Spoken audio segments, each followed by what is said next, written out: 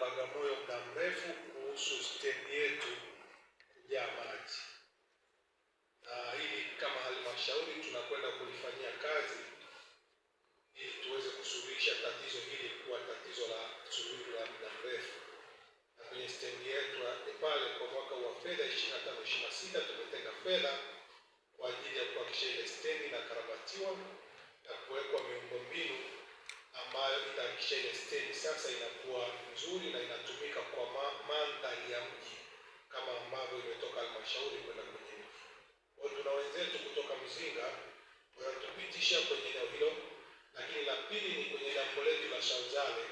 Tunajua mji unakuwa, tumepata eneo lingine la ekari 24 ambalo tutahamisha dampo letu la Shanzale kwenda kwenye dampo mpya, na eneo lile